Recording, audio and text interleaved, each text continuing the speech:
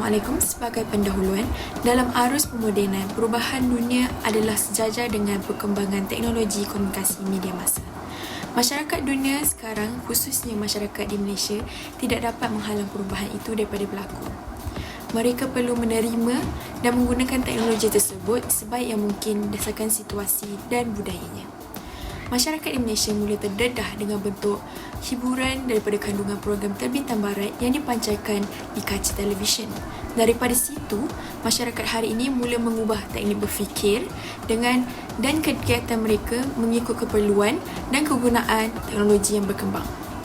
Khususnya apabila cara kehidupan kebaratan atau moden mula tumbuh secara perlahan, serta perubahan terhadap nilai-nilai, worldview dan pemikiran masyarakat yang beralih kepada budaya barat seperti nilai materialistik, individualistik, sukakan hiburan dan status. Namun, pandangan terhadap pengaruh budaya barat tidak patut dijadikan seperti rumah gedang perabung upih, kerana di sebalik beberapa kesan negatif, tersalib juga kelebihan yang dapat diperoleh. Oleh itu, kami akan mengupas tataran masalah pengaruh budaya barat dan kebaikannya yang dapat memberi manfaat.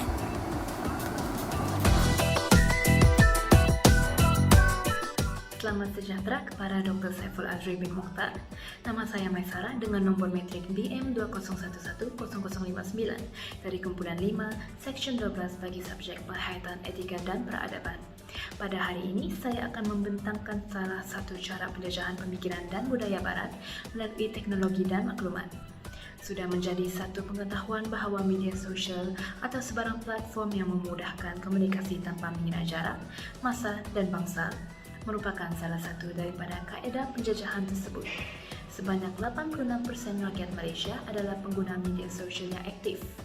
Platform seperti Facebook, Twitter dan Instagram memberikan kita kebebasan bersuara tentang topik-topik terkini, malah membenarkan manusia dari seluruh pelosok dunia untuk berkomunikasi dan saling bertukar pendapat. Dengan itu, penyebaran maklumat dan indoktrinasi hedonisme di kalangan pemuda-pemudi Malaysia menjadi satu perkara yang amat mudah untuk dilaksanakan. Beberapa contoh penyebaran budaya barat adalah seperti yang berikut. Pertama, penyebaran golongan lesbian, gay, bisexual, dan transgender atau lebih dikenali sebagai LGBT. Meskipun haram di sisi fitrah manusia dan agama, belia Malaysia mudah terpengaruh dan mereka lebih reseptif dengan idea percintaan sesama kaum kerana orang barat telah menghalalkan amalan tersebut. Hal ini dapat dibuktikan dengan pengadaan Himpunan Seksualiti Merdeka, di mana masyarakat LGBT Malaysia berkempen secara terbuka untuk menuntut hak asasi dan kesaksamaan terhadap pengamal seks songsang. Kemudian, isi kedua termasuklah konsep pergaulan bebas melalui penyebaran pornografi di media sosial. Orang muda lebih mudah untuk mengakses bahan-bahan tersebut dan mereka akan lebih cenderung untuk melakukan kegiatan seks bebas. Hal ini dapat dibuktikan melalui sebuah statistik dari Surat Khabar Dusta pada tahun 2014, di mana rakyat Malaysia di kawasan Pantai Timur meluangkan masa yang paling lama dalam menonton pornografi di media sosial. Isi yang terakhir iaitu isi ketiga, di mana kegoyahan pemikiran dan keimanan anak watan negara tercabar kerana pertukaran pendapat di media sosial. Khususnya, seorang pemegang amalan hedonisme akan menyebarkan pegangannya dan dia akan berusaha keras untuk menegakkan pandangannya sekira mendapat kekangan daripada pengguna-pengguna media sosial. Warga Malaysia, terutamanya anak muda, akan mula berfikir dua kali atau dalam erti kata yang lain, having second thoughts dengan pegangan mereka sendiri.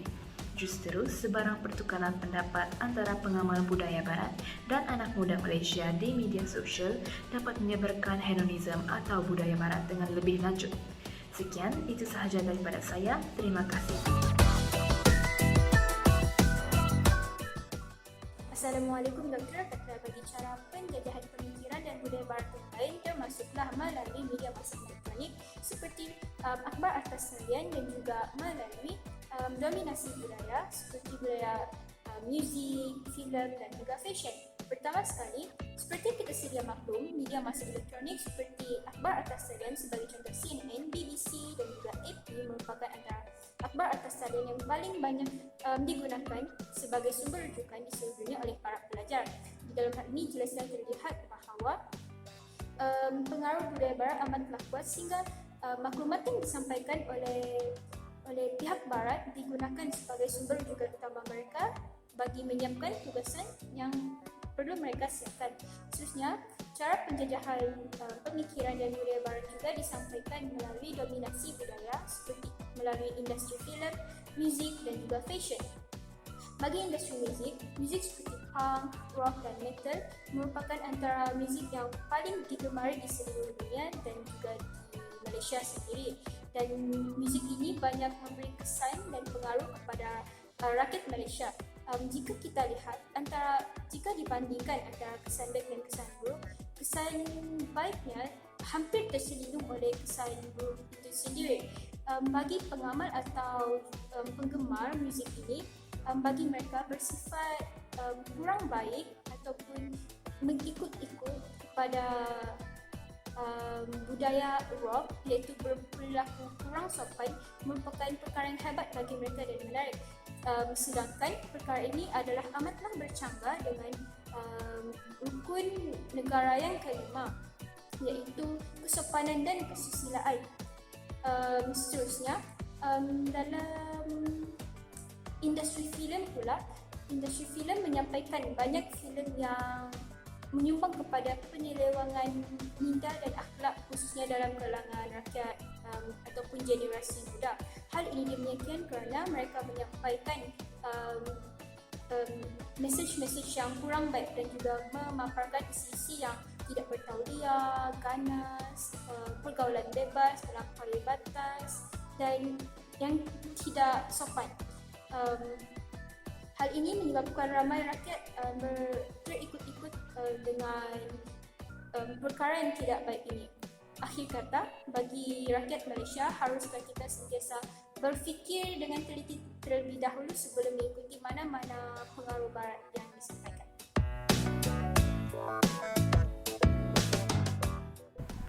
Assalamualaikum kepada Dr. Saiful Azri. Saya akan meneruskan pembentangan dengan kesan penjajahan pemikiran dan budaya barat melalui teknologi dan maklumat kepada individu. Pengaruh media massa berbeza-beza terhadap setiap individu. Ini kerana dengan adanya perbezaan dari segi corak pemikiran, hubungan sosial dan perbezaan budaya. Dari segi aspek budaya, pelbagai hiburan yang dibawa dari barat menyebabkan seseorang individu itu terpengaruh dengan perangai artis-artis barat tanpa menghiraukan agama dan budaya di timur. Hal ini menyebabkan mereka terjerumus ke kancah maksiat kerana kebanyakan artis dari barat mempunyai tingkah laku dan akhlak yang buruk.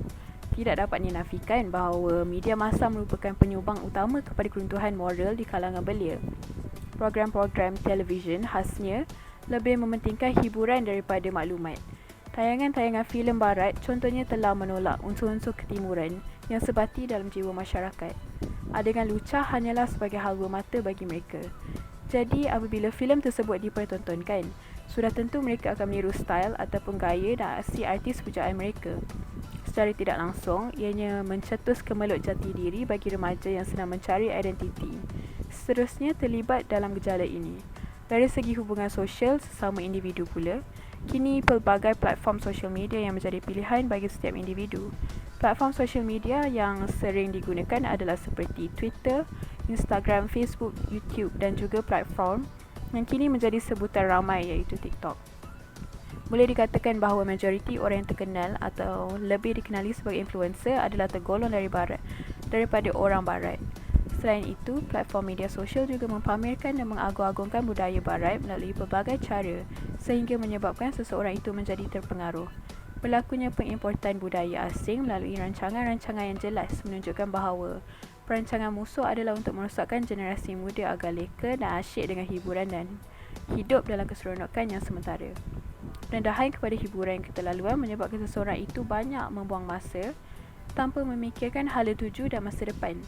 Kesannya wujud kegilaan yang keterlaluan dan melampau sehingga terikut-ikut dengan pembawaan budaya barat. Sebagai contohnya, kemunculan industri muzik moden seperti rock dan rap. Oleh itu, setiap individu perlu mengetahui batas agar tidak mudah terpengaruh dan dijajah oleh pengaruh barat. Walaupun teknologi media massa didominasi oleh golongan barat, kita harus mempraktikkan dan memelihara budaya kita sendiri agar tidak menjadi seperti yang lama dikelek, yang baru didukung. Sekian, terima kasih.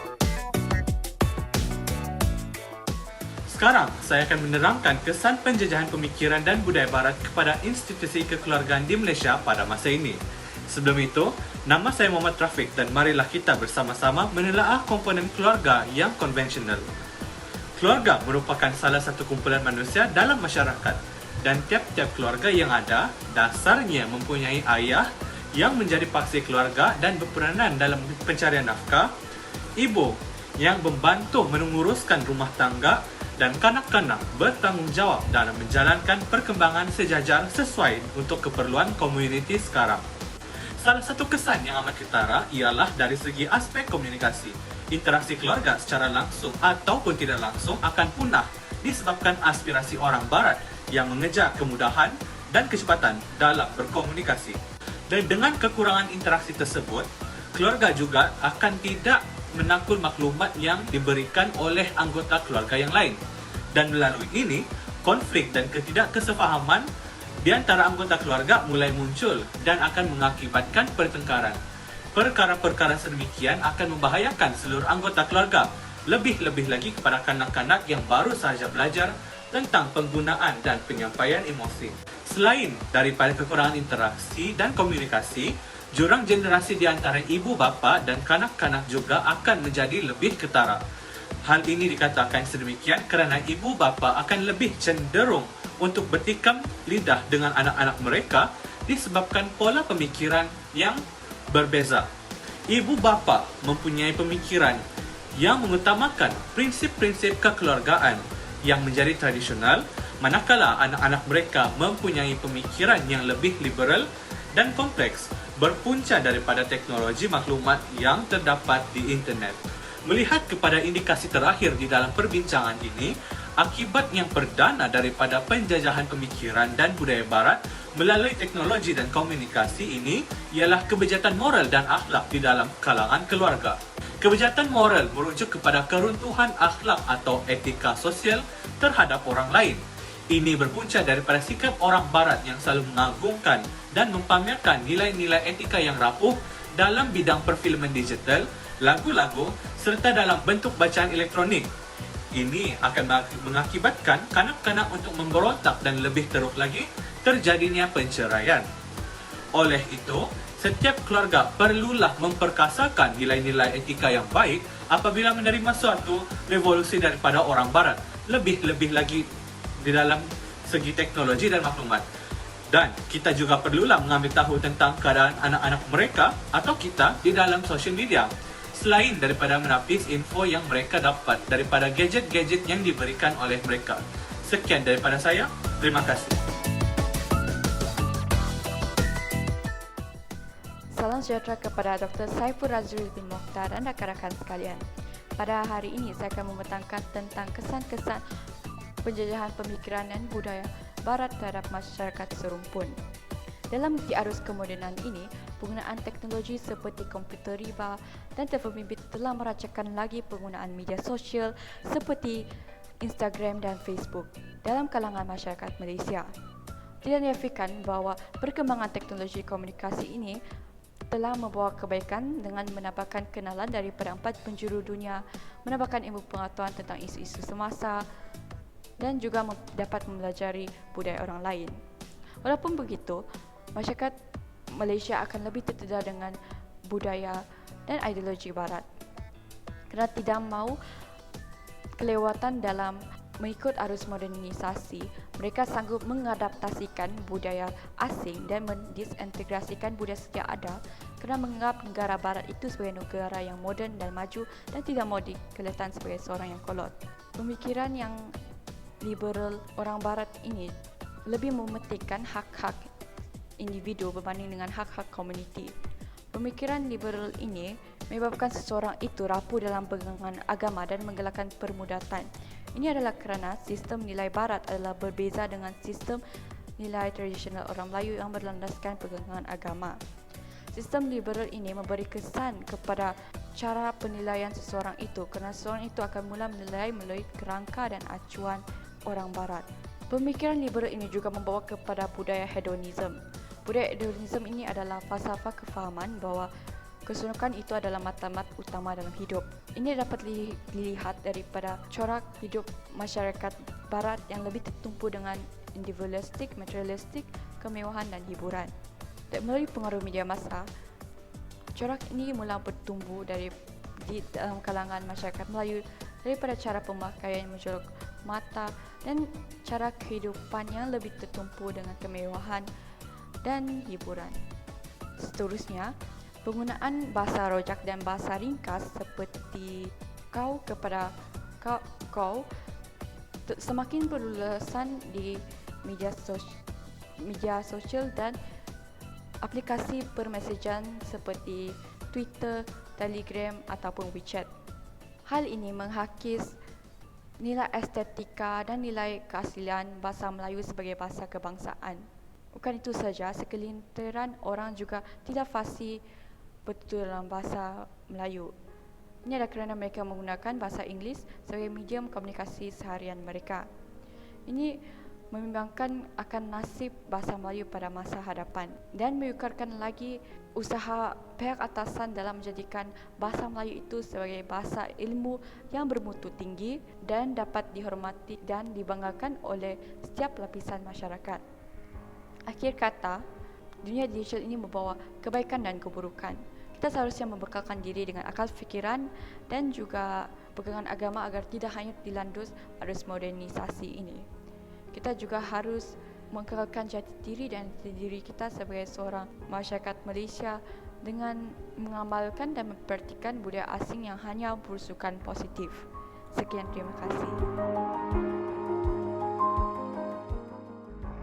Salam sejahtera saya ucapkan kepada pensyarah dan rakan-rakan sekalian. Nama saya Isabel dan hari ini saya ingin membentangkan tajuk tentang permasalahan yang timbul oleh pengaruh budaya barat. Antara permasalahannya termasuklah kesan negatif terhadap kesusasteraan Melayu. Menurut kepada pandangan Syed Muhammad Naqib Al-Atas, gaya kesusasteraan Melayu yang dihasilkan selepas penjajah barat ini amat kekurangan dengan unsur semangat dan tradisi Islam kerana ia telah merangkumi unsur-unsur baru yang tidak dapat mencerminkan sifat dan ciri kebudayaan Melayu yang sebenar. Contohnya, gaya-gaya moden ini tidak lagi mengutamakan perikatan manusia dengan agama, tetapi semakin berani merangkumi unsur-unsur permisif, anarkis dan lucar yang dipengaruhi oleh gaya sastera barat. Selain itu, terdapat juga pengaruh negatif terhadap kehidupan sosial masyarakat.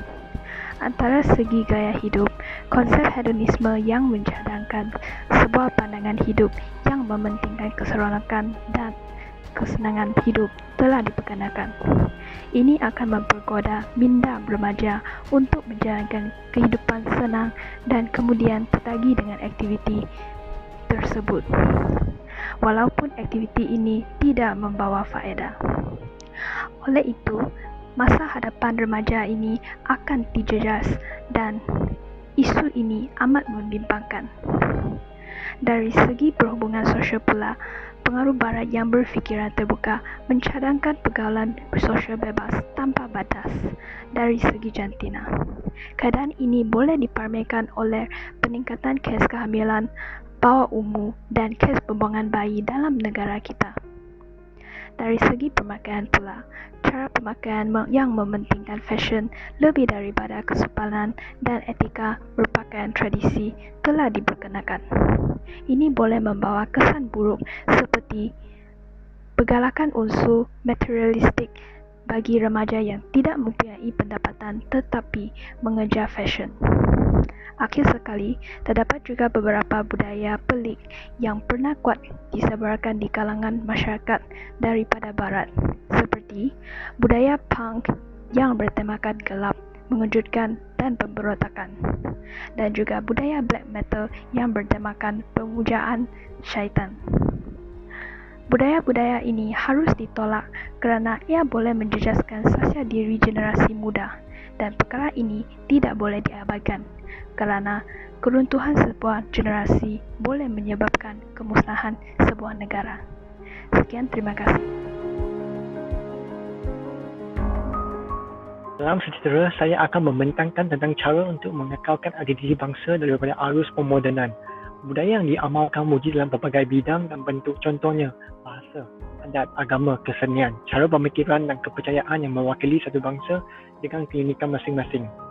Pada tahun 2019, Kementerian Pelancongan Seni dan Budaya dia berusaha mengangkat martabat 4 warisan negara iaitu pantun, songket, mek mulung dan wangkang ke peringkat antarabangsa melalui penyenaraian UNESCO sebagai budaya dan kesenian untuk diperturunkan kepada generasi akan datang. Jika warisan seperti wushu dapat dipertandingkan di peringkat kebangsaan dan keantarabangsa, kenapa pula permainan gasing, congkak dan wand dipertandingkan juga? Bagaimana acuan begitu lakunya? Ibu bapa dan setiap individu mengulas obligasi untuk meneruskan warisan budaya kita. Sebagai contohnya, dalam masyarakat Melayu, adat warisan yang dilakukan seperti sebelum perkahwinan iaitu merisik, meminang dan berkahwin. Namun ada sebahagian masyarakat mengabaikannya kerana dipengaruhi budaya barat dan berasa malu untuk meneruskan adat rasam kaum sendiri. Janganlah kita malu untuk melaksanakan warisan nenek moyang kita yang sepatutnya harus dibangga-banggakan. Selain itu, kerajaan boleh mengadakan rumah terbuka yang berskala besar pada musim perayaan seperti Tahun Baru Cina, Hari Deepawali, Hari Gawai dan sebagainya. Kerajaan juga boleh memperkukuhkan tradisi kaum dengan melancarkan kempen sama ada tempatan ataupun melalui rakyat yang berada di luar negara. Untuk rakyat yang berada di luar negara, mereka boleh mempromosikan budaya sendiri kepada kawan-kawan asing mereka.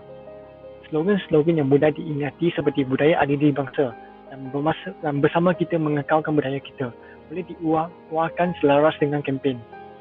Antara contoh yang warisan kita dihargai adalah seni bela diri tradisional Melayu silat diiktiraf oleh UNESCO sebagai warisan budaya tidak ketara kemanusiaan milik negara Malaysia. Budaya kita sama ada dalam bentuk adat rasam, kesenian, muzik, kepercayaan dan sebagainya harus diamalkan supaya tidak ditelan dan dijajah oleh arus asing yang dibawa oleh pembangunan teknologi. Itu sahaja daripada saya. Terima kasih.